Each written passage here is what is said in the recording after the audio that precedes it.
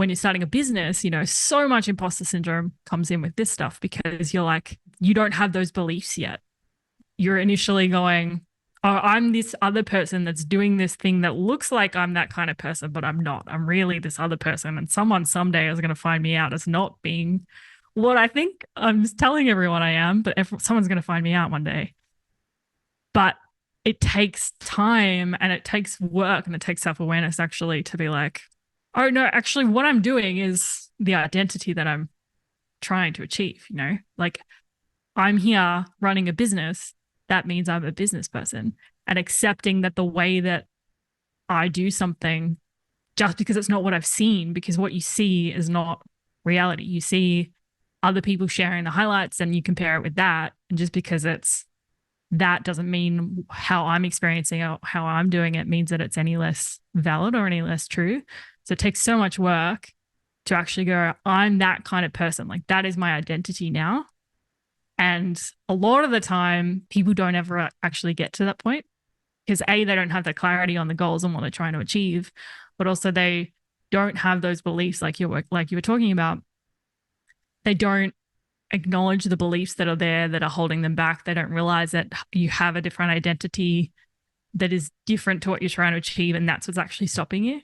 When you stop paying attention to something and then you default to like, that's how I would have behaved in when I was 20, because then you default back to your old identity. So I think, yeah, absolutely. All the beliefs, so much goes into that people don't realize.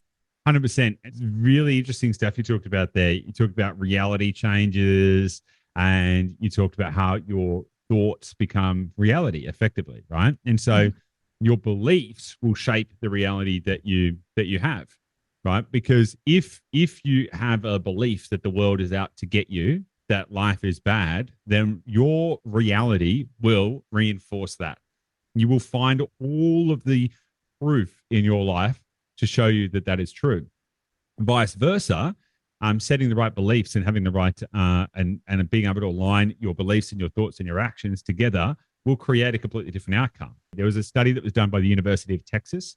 They had a whole bunch of dementia patients, and they went through processes of goal setting and belief setting and doing all of this kind of stuff. Like, let's be real. It's brainwashing, right? But it's good brainwashing. Okay. So it's brainwashing them to help them believe that they could do things that they couldn't, or they could remember. And it actually helped them to redevelop new neural pathways in their mind. There's been studies with muscular atrophy, like specific muscular atrophy in a whole bunch of patients. And they did a whole bunch of mindset exercises with these test group of patients, where they said, we want you to imagine lifting weights every day versus actually lifting weights. And their muscles grew by 15% just by believing that they were doing it, by going through the right mental exercises. There's also an example of, I can't think it was back in the 70s, Tony Robbins talks about this all the time, but there was a bunch of basketballers, and they were shooting hoops, right? And so they broke them into three groups. One group trained every single day, all day, every single day for whatever it was, 2 weeks. Shooting from the free throw line. One group did zero training, didn't pick up a basketball, but just practiced in their mind shooting from the free throw line and shooting hoops. And one did kind of like the normal amount of practice, right? And the group that trained every single day, all day, every single day for 2 weeks, and the group that didn't do any training but just did it all in their mind performed basically the same, right? Because there's not a specific difference if you can get the belief systems right. There's not actually a specific difference in how the reality maps out. And that's proven on a physiological and a psychological level. Then the question is how do you shape your beliefs?